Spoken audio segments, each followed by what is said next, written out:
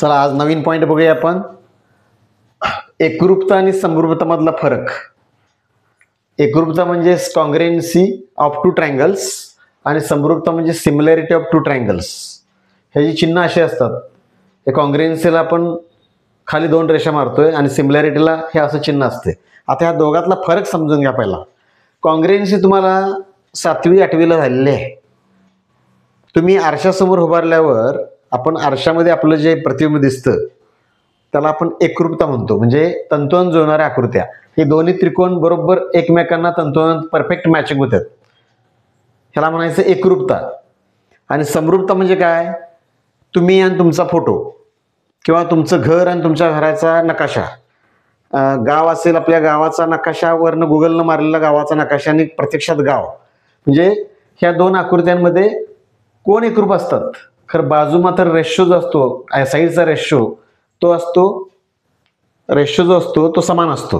म्हणजे बघा, triangle ABC आणि ट्रायंगल पीक्यूआर जर आपण कॉन्ग्रुएंट दाखवायला लागलो तर हे चिन्ह येतंय. ह्याच्यामध्ये ह्याचे कोण पण एकरूप असतात आणि बाजू पण एकरूप असतात. म्हणजे अँगल पण तुमचे कोण जे दिलेत बघा, अँगल ए आणि अँगल पी हे दोन्ही झाले कॉन्ग्रुएंट. अँगल बी, अँगल क्यू, आता हे दोन्ही राईट अँगल दाखवलेत मी, हे पण दोन्ही कॉन्ग्रुएंट झाले. अँगल सी आणि अँगल आर हे सारख्या खुणा दाखवल्यात मी करून. आता हा पण ॲक्च्युली एकरूप होईल, म्हणजे कॉन्ग्रुएंट होईल. ह्या झाले कोण. तिकडं सेगमेंटमध्ये म्हणजे रेषाखंडामध्ये काय असतं, याची बाजू ए बी, बाजू पी क्यू हे एकरूप असते, कॉन्ग्रुएंट असते. 2 नंबरचं बी सी आणि क्यू आर ते पण कॉन्ग्रुएंट असतं. आणि पहिलं तिसरं ए सी आणि पी आर हे पण कॉन्ग्रुएंट असतं. टेस्ट कुठल्या कुठल्या त्यात ह्यापूर्वी झालेल्या आहेत.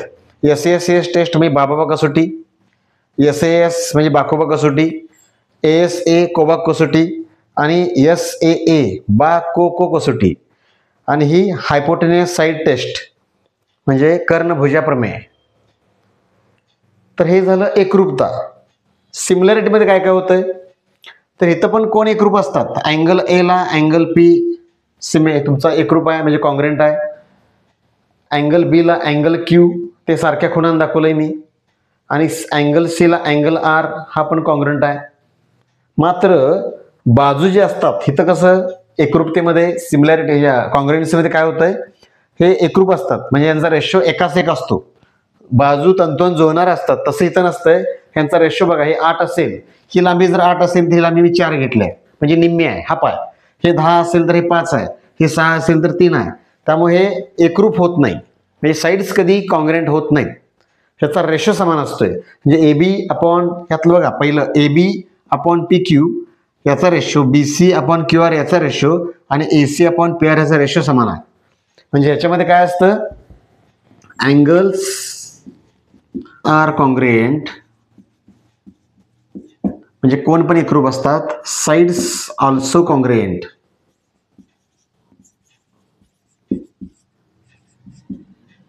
हे लक्षात असं ठेवा. अँगल पण कॉन्ग्रुएंट आणि साईड पण कॉन्ग्रुएंट. आणि ह्याच्यामध्ये काय असतं, angles are congruent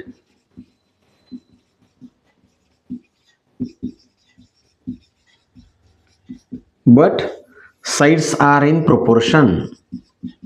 Sides are in proportion. बाजू जे असतात त्या प्रमाणात असतात. ह्याच्यामध्ये टेस्ट कुठल्या कुठल्या येतात बघा.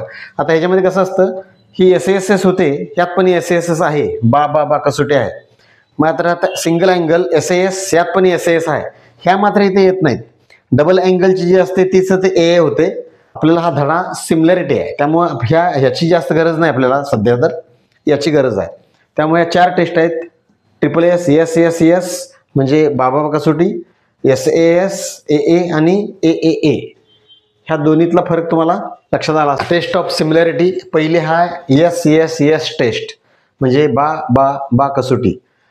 समजा 2 ट्रायंगल आहेत, एका ट्रायंगलची ABC आणि हा दुसरा ट्रायंगल आहे PQR. ही समजा बाजू जर 6 असेल आणि ही 3 असेल, ही 8 असेल, ही 4 असेल, समजा ही 5 असेल आणि ही 2.5 असेल, तर in a triangle A B C and triangle P Q R, ह्या दोन ट्रायंगलमध्ये रेशो बघा यांचा A B upon P Q 6चे निम्म 3 आहे, त्यामुळे A B upon P Q ह्या 8चे निम्म 4 घेतलंय मी, B C upon Q R म्हणजे निम्मच घ्यायला पाहिजे असं काय नाही आहे, प्रपोर्शनमध्ये पाहिजे, प्रमाणात पाहिजे. A C upon P R असं जर असेल तर हा ट्रायंगल ए बी सी हा similar triangle P Q R, ह्याला म्हणतात एस एस एस टेस्ट. ही झाली पहिली टेस्ट. हां, 3 बाजू ह्या एवढंच लिहायचं असतंय एका ओळीमध्ये. दुसरी यातली आपण घेऊया S S test. S S test तसलीच 2 ट्रायंगल काढतो मी. समजा हा ए बी सी, इकडं दुसरा एक दिला आहे मी पी क्यू आर. समजा हे जर 6 असेल आणि हे 3 असेल, हे 8 असेल, हे 4 असेल आणि मधला अँगल समजा समान आहे दोन्हीचा. हा पण अँगल 45 डिग्री आहे, हा पण अँगल 45 डिग्री आहे. तर in triangle A B C and triangle P Q R ह्याच्यामध्ये काय होणार, angle B is congruent to angle Q, म्हणजे बी आणि क्यू हा मधला अँगल समान आहे आणि ह्याचा रेशो ए बी, पहिल्या 2 बाजूंचा रेशो इकडे लक्ष द्या ह्याच्याकडं, A B upon P Q is equal to इकडचे रेशो म्हणजे B C upon Q R. हे जर समान असेल, ह्या 2 साईडच्या रेशो मधलाच अँगल पाहिजे, ए बी आणि बी सी मधलाच अँगल बी पाहिजे, पी क्यू आणि क्यू आर मधला अँगलच क्यू पाहिजे, तरच ती कसोटी होऊ शकते. असं नाही की ए बी आणि अपॉन हे दिलं असताना अँगल बीच्या ऐवजी समजा आपण अँगल सी दिला, अँगल सी ला आर किंवा अँगल ए ला पी दिला, तर ती कसोटी होत नाही. तर triangle A B C similar triangle P Q R, इथं आपण टेस्ट घेणार 2 साईडच्या मधला angle S S similarity test. लक्षात आलं? हां, ह्या 2 बाजूंचा रेशो दिला आहे, ह्या 2 बाजूंच्या मधलाच अँगल बी पाहिजे इथं आणि इथला मधला अँगल क्यू पाहिजे. अशा ठिकाणी समजा अँगल सी ला अँगल आर दिला, आपण अँगल ए ला पी दिला, तर ती टेस्ट होऊ शकत नाही, म्हणजे एस एस टेस्ट होणार नाहीये. तरी कसोटी बघा, ए टेस्ट ह्या 3ऱ्या आणि 4थ्यामध्ये बरंच साम्य आहे. हे ए टेस्ट आहे आणि ही नुसती ए टेस्ट आहे. समजा ट्रायंगल ए बी सी मध्ये हा अँगल आणि हा अँगल मी समान दाखवला, समजा एकाच मापाचा, हा समजा 90 आहे, हा पण 90 आहे आणि हा एक अँगल घेतला आपण, तर angle A is congruent to angle P. हो, ए ला पी एकरूप आहे आणि दुसरा अँगल बी ला हा अँगल क्यू एकरूप आहे, म्हणजे angle B is congruent to angle Q.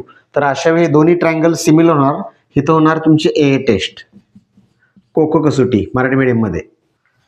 2च कोण दाखवायचे, सगळ्यात सोपी कसोटी ही आहे. आपली बरीच 10वीची गणित ह्या टेस्टवर होतात.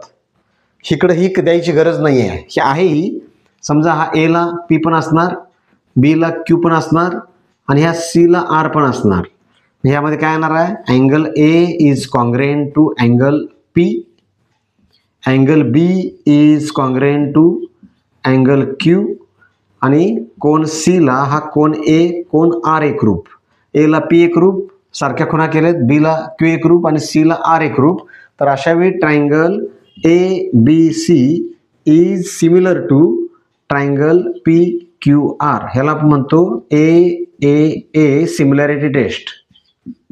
तर 4 सांगितल्या, एस एस एस बाबा कसोटी, एस एस बाकोबा कसोटी, तिसरी मोस्ट इम्पॉर्टंट ही ए टेस्ट आणि 4थी ए टेस्ट. शक्यतो ही कोण दाखवत नाहीत. 2 कोणावर होत असेल तर तिसरा दाखवायची गरज नाही आहे, त्यामुळे ह्याच्यावर जास्त लक्ष ठेवा. आपण ह्याच्या पुढची गणित घेऊया. बघा, पान नंबर 20 वर तुमच्या पुस्तकात क्वेश्चन नंबर 4 आहे. हे आपल्याला सिद्ध करायचं आहे. In triangle A P B is similar to triangle A Q C. हा 2 मार्काचा क्वेश्चन आहे. सगळ्यात पहिला काय करायला पाहिजे आपण, इथं ह्यातला ट्रायंगल ए पी बी कुठलाही काढून घ्या बाजूला. ए पी बी हा ट्रायंगल ए पी बी दिसतोय मला, ए पी बी हा ए पी बी हा राईट अँगल काटकोन दिला आहे. म्हटल्यावर हा पण काटकोन असला पाहिजे इकडचा, हा सुद्धा काटकोन पाहिजे, राईट अँगल असला पाहिजे. आणि दुसरा ट्रायंगल सांगितला AQC, AQC इथं क्यू बिंदू आहे, AQC. हा जर AQC घेतला आपण, वर A, इथं आला Q, हा आला C, यात सुद्धा हा राईट अँगल दिलाय म्हणलं हा पण राईट अँगल असणार, हा पण राईट अँगल असला पाहिजे. म्हणजे ह्याच्यामध्ये एक जोडी दिसते आपल्याला, हा 90 आहे, हा 90 आहे. परत ह्या दोन्ही आकृत्यांमध्ये हा ए बघा, इथं ए आणि इथं ए एकच कोन आहे, त्याला आपण सामायिक कोन म्हणतो, इंग्लिशमध्ये त्याला म्हणतो आपण कॉमन अँगल. त्यामुळं तुम्हाला जे सिद्ध करायचं आहे ते पहिला उतरून घ्यायला पाहिजे.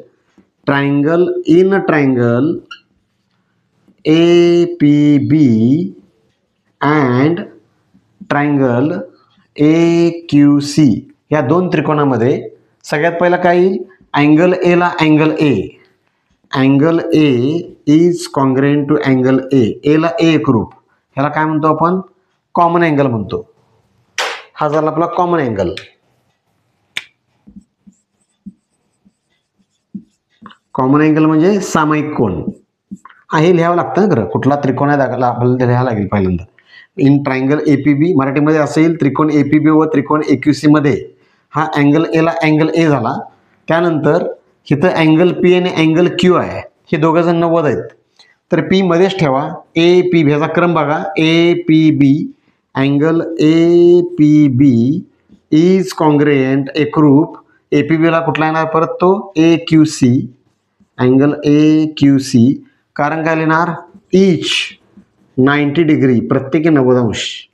म्हणजे एकदा हा कोन ए ला आपला ए कॉमन अँगल झाला सामायिक कोन, ह्या कोन P ला कोन Q एकरूप झाला, तर ही झाली कसोटी.